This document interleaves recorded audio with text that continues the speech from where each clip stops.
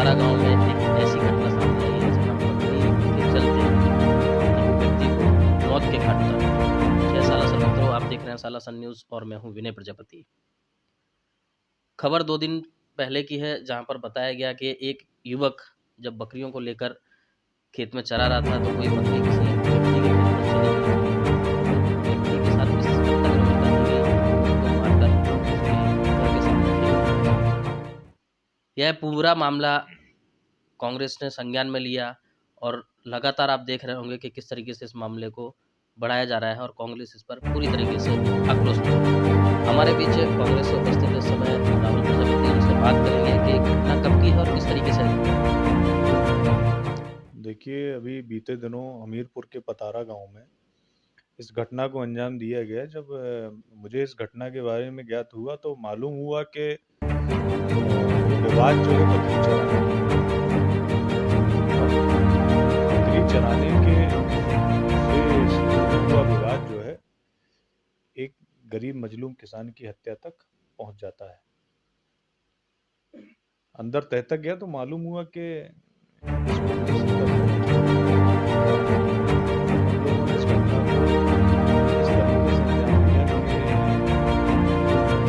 छोटेलाल प्रजापति जी हैं जो जिनकी डेथ हुई है वहाँ, इनको ये गुंडे जो है ले गए और ले जाने के बाद इनको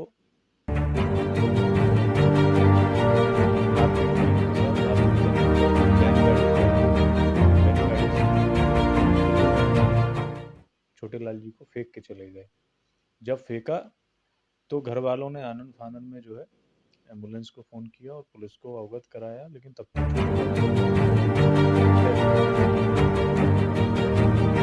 ये घटनाएं उत्तर प्रदेश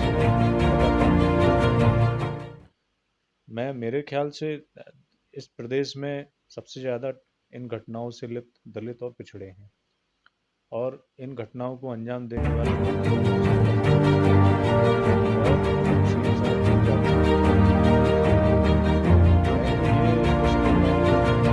कांग्रेस पार्टी ने भी इस मामले में जो है संज्ञान लिया है और संज्ञान लेके कल हम लोग 16 अगस्त को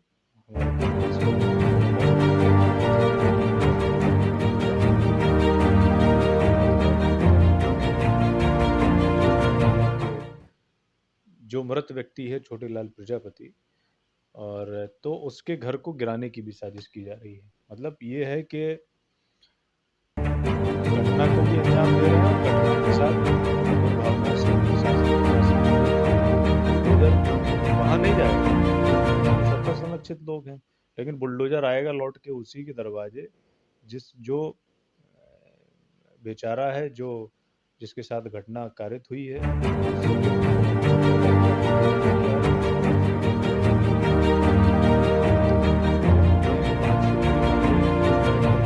से जो है प्रेषित की हैं और उन मांगों में सबसे बड़ी मांग जो है उसकी एक नौकरी है, 50 लाख रुपए का मुआवजा है। ऐसी मांगों को लेकर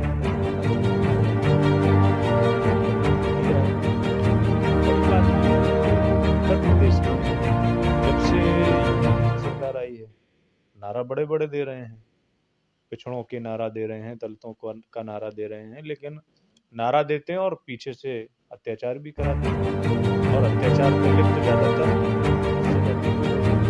तो ऐसा कौन सा सौभाग्य उनका ऊपर पड़ा है सत्ता संरक्षित लोगों का कि वो जो है हमारे दलितों पर और पिछड़ों पर जघन्य अपराधों को अंजाम दे रहे हैं।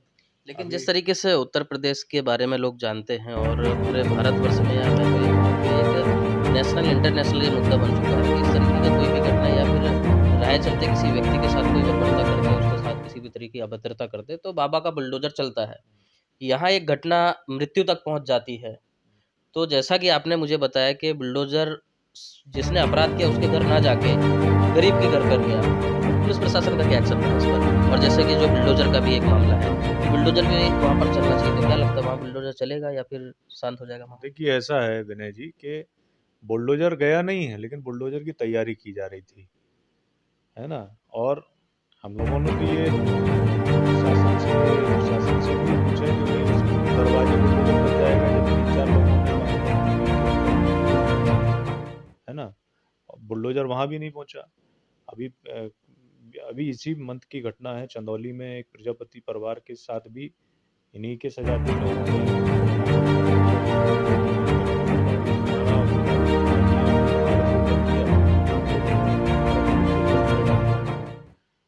कार्रवाई के नाम पे कुछ नहीं। भाई आप ये समझिए ना कि ये जो जातियाँ हैं, इन जातियों का कोई अस्तित्व नहीं समझते ये लोग। आप दलितों को, का नाम लेके वोट बैंक की राजनीति करते हैं और आपसे जुड़े हुए लोग इन घटनाओं को अंजाम देते हैं, उनके साथ दुराचार अत्याचार की घटनाओं को अंजाम देते हैं। अभी मैं गया था मौदा में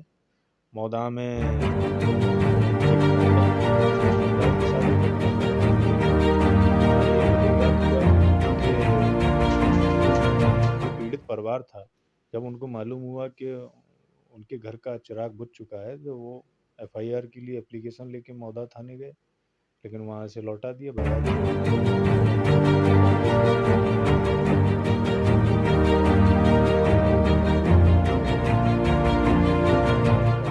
एसडीएम से मिले, तब जाके उस घटना पर ये सब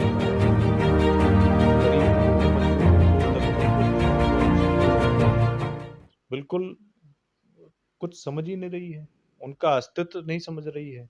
वो ये समझते हैं कि हम कुछ लोग जो है देश पे राज जो कर रहे हैं, कुछ लोग उनका मोटिव ये है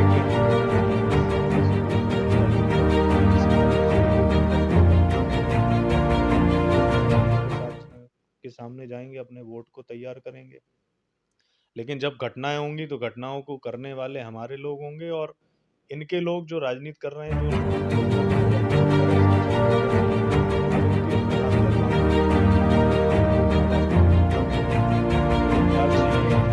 मेरे ख्याल से ये एक दुर्भावना पूर्वक अत्याचार किया जा रहा है और ये जातिगत भेदभाव भी है एक तरीके से, क्योंकि घटनाओं को अंजाम देने वाले वो सीधे जैसे हमेशा सभी लोग देखते रहते हैं, किसी भी कार्यकर्ता का कोई भी वक्तव्य आता हो, तो हमेशा उसमें एक ही चीज़ यूज़ की जाती है कि गरीबों को जो चीज़ें पहले सुविधाएँ नहीं मिलती थी, गरीब पहले अपनी ज़िंदगी भर नहीं जी सकता था, वो हमारी सत्ता आने के बाद लेकिन जो अभी आपने मामला बताया इस तरीके का, तो समझ में नहीं आता है कि इसमें सच क्या है। दूसरा जो सवाल वापस उठता है वही कि कई मामलों में देखा गया है, मीडिया में, न्यूज़ चैनलों में अधिकतर ये चीज़ें चलती रहती हैं।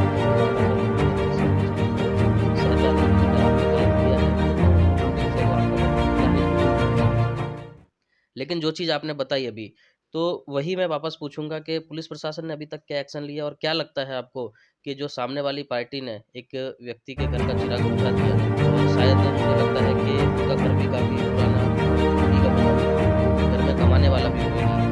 आप लोग ने इस चीज़ के ऊपर एक्शन लिया, लेकिन बाबा का बुलडोज़र क्या जाएगा उस घर तक? नहीं, हो सकता है कि बुलडोज़र का डीजल खत्म हो गया होगा, तो मैंने भी आह्वान किया है कि भैया डीजल खत्म हो गया हो तो हम लोग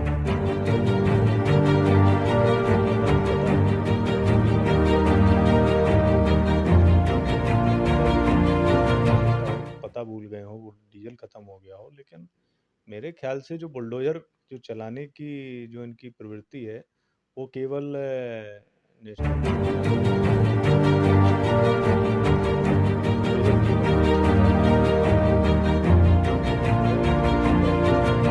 बुलडोज़र चलाने का काम करते हैं। जहाँ उन्हें दिख जाएगा कहाँ यहाँ से हमारा वोट बैंक समेट सकते हैं, वहाँ वो बुलडोज़र चलाने का काम करते हैं। जहाँ वो समझ लेंगे कि घटना जो है हमारे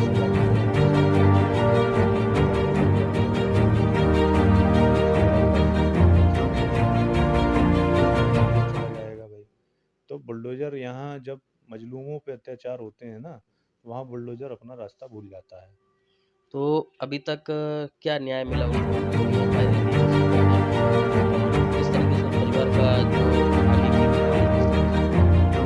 तहरीर के आधार पर एफआईआर तो दर्ज कर ली गई है। एफआईआर दर्ज करके 3 लोगों की गिरफ्तारी, जो नामजद थे उन लोगों की गिरफ्तारी भी हो गई है, लेकिन केवल गिरफ्तारी तक सीमित क्यों रखा जाए? जिस घर का चिराग बुझ गया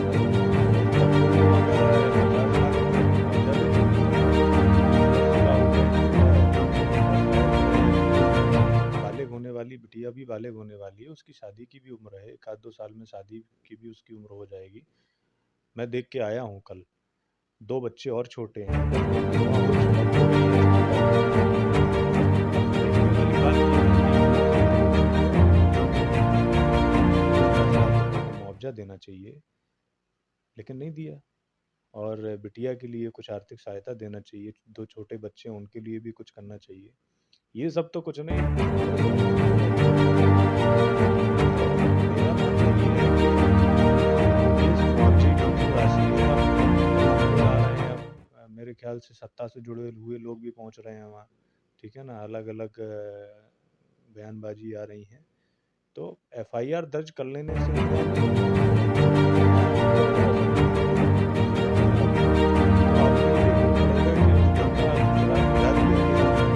जीवन यापन कैसे होगा।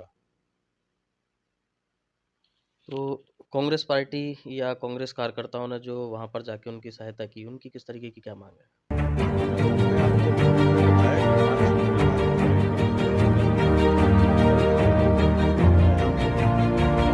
5 हमारा एक जो जिला कांग्रेस कमेटी की तरफ से हमारे जिलाध्यक्ष के नेतृत्व में वहाँ प्रतिनिधिमंडल जाएगा और जिलाधिकारी महोदय को एक ज्ञापन देगा और आश्वासन मेरे ख्याल से दिया गया है।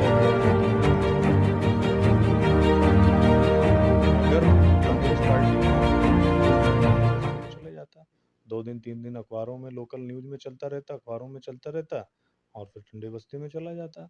बहुत सारी घटनाएं हमीरपुर के अलावा बहुत सारे जिलों में ये घटनाएं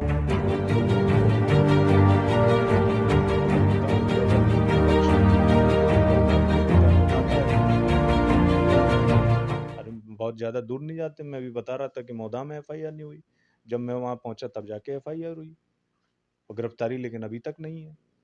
तो केवल FIR कर लेने से ही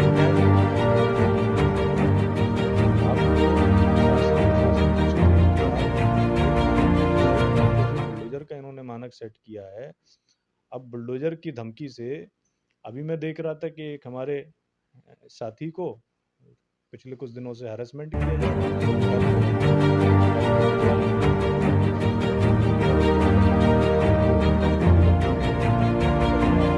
तो आपने जो एनकाउंटर का मानक सेट कर दिया है, इस एनकाउंटर से आपकी जो पुलिस के आला अधिकारी हैं वो आम नागरिक को दबाने का प्रयास कर रहे हैं, दबाने की काम कर रहे हैं वहाँ। तो इस तरीके से कैसे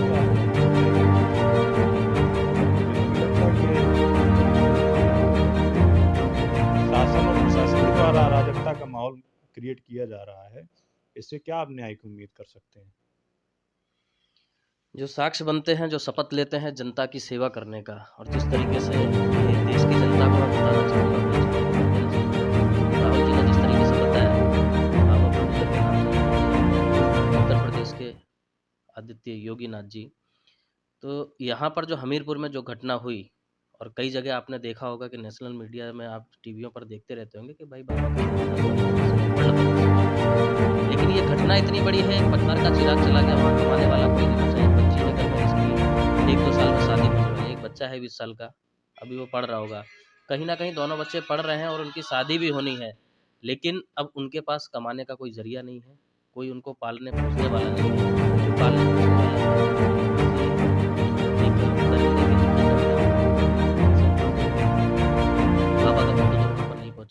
जिस तरीके से राहुल जी ने बताया कि उस घर को ही तोड़ने का उल्टा प्रयास किया गया, तो आप समझ सकते हैं कि कहीं ना कहीं कानून प्रणाली या फिर सत्ताधारी लोग जिस तरीके से लगातार आप देखते आ रहे हैं, अपने ही कार्य को सिद्ध करने की कोशिश करते हैं।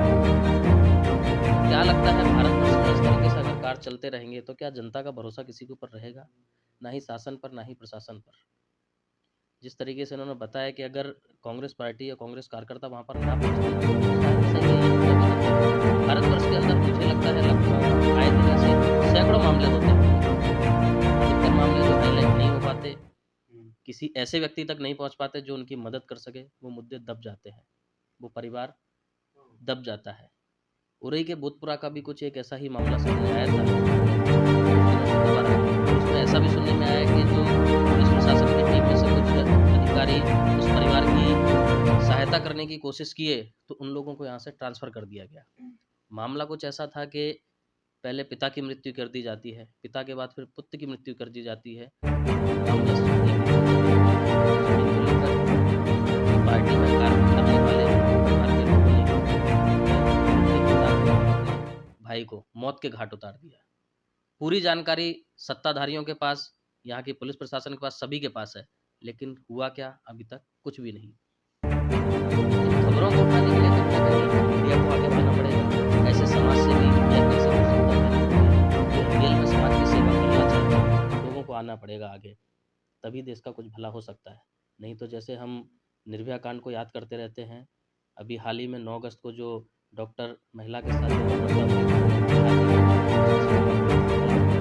लगातार हम सिर्फ बातें ही करते रहेंगे, लेकिन जब तक ईमानदारी से हर व्यक्ति, देश का हर नागरिक अपने कार्य को नहीं करेगा, तब तक इस तरीके से चाहे सत्ताधारी हो, चाहे शासन प्रशासन हो या लोग हों, इस तरह की घटनाओं को अंजाम देते रहेंगे। जय हिंद, जय भारत।